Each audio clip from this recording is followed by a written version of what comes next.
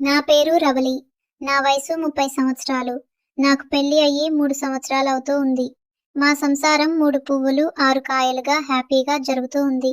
మా ఆయన software employee, జీతం ₹1,00,000 పైనే వస్తుంది. మా ఇంట్లో నేను, మా వారు, 2 పిల్లలు ఉంటాము. మా ఆయనకి వాళ్ళ తల్లిదండ్రులు లేరు. మా ఫ్యామిలీలో అమ్మా, నాన్న, నేను, నాకొక చెల్లి ఉంది. తను కూడా హైదరాబాద్లోనే జాబ్ చేస్తూ ఉంది. ఇంకా తనకి పెళ్లి కాలేదు.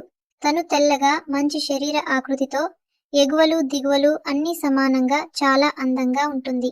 అప్పుడప్పుడు తనకి ఆఫీస్ లీవ్ ఉన్నప్పుడల్లా మా ఇంటికి వచ్చి వెళ్తూ ఉండేది.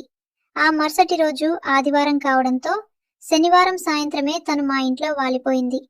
హాయ్ అక్క, ఇంకా బావగారు రాలేదా అని అడిగింది. వస్తూ ఉంటారే, బహుశా దారిలో ఉన్నారేమో, ఫోన్ కూడా లిఫ్ట్ చేయటం లేదు అని సమాధానం ఇచ్చా. సరే అయితే, నాకు చాలా ఆకలిగా ఉంది, త్వరగా వంట చేయి, బావగారు రాగానే తినేద్దాం అంది. సరేలే అని నేను వంటగదిలోకి వెళ్ళాను. చకచక వంట పూర్తి చేసుకుని ఫుడ్ అంతా డైనింగ్ టేబుల్ మీద సర్దుతూ ఉంటే అదే టైంలో ఆయన వచ్చారు. ఏంటి రవలి, ఈరోజు త్వరగా వంట పూర్తి చేసినట్టున్నావు అని అడిగారు. అవునండి, మా చెల్లి వచ్చింది, తనకు ఆకలిగా ఉందంట, అందుకే. మీరు త్వరగా వెళ్ళి ఫ్రెష్ అప్ అయి రండి, అందరం కలిసి భోజనం చేద్దాం అన్నాను. సరే అని ఆయన ఫ్రెష్ అప్ అయి వచ్చారు. ముగ్గురం కలిసి భోజనం చేసి అలా హాల్లో టీవీ ముందు కూర్చుని కాసేపు కబుర్లు ఆడుకుంటూ ఉన్నాము.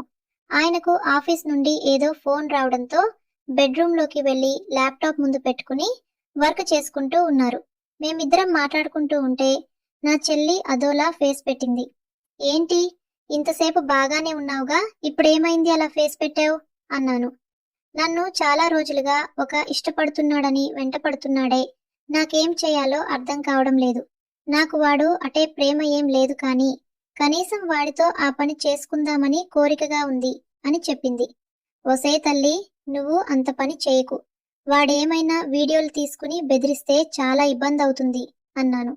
నీకేంటి, 7 అంగుళాల పొడుగునా తమ్ముడు కలిగిన బావ దొరికాడు, ఎన్నైనా మాట్లాడతావు అని ముఖం ముడుచుకుని అటువైపు తిరిగింది. మరి 7 అంగుళాల తమ్ముడు నీ దాంట్లో పెడితే తట్టుకోగలవా అని అడిగింది.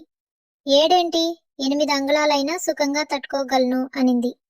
ఎవరో ఎందుకు, మీ బావతోనే ఆ పని చేపిస్తానులే అని చెప్పగానే ఎగ్జైట్మెంట్ గా అవునా అంటూ నన్ను గట్టిగా హత్తుకుంది. అదేదో ఈ రోజే ఆ పని కానించి మళ్ళీ నువ్వు రేపు మర్నాడు అని ఇబ్బంది పెట్టకు, ఇక నా దాంట్లో నీరు ఉరకలు పరుగులు వేస్తున్నాయి అని చెప్పింది. సరే అని నేను లోపలికి వెళ్ళి, ఏమండి ఇక పడుకుందామా అన్నాను. సరే అని అలా మంచంపై వాలిపోయాము. ఆ పని చేసుకోవడానికి సిద్ధమవుతూ ఉంటే, ప్రతిరోజు ఒకేలా ఏం చేసుకుంటామండి, ఈరోజు డిఫరెంట్ గా కొత్తగా చేసుకుందాం అన్నాను. కొత్తగా? నా అదేలాగా అని ఆశ్చర్యంగా అడిగారు. అదెలాగో నేను చెప్తాలేండి అని చెప్పి కళ్ళకు గంతలు కట్టాను. తర్వాత మెల్లిగా నా చెల్లికి మెసేజ్ చేశాను, ఇక రావే అని.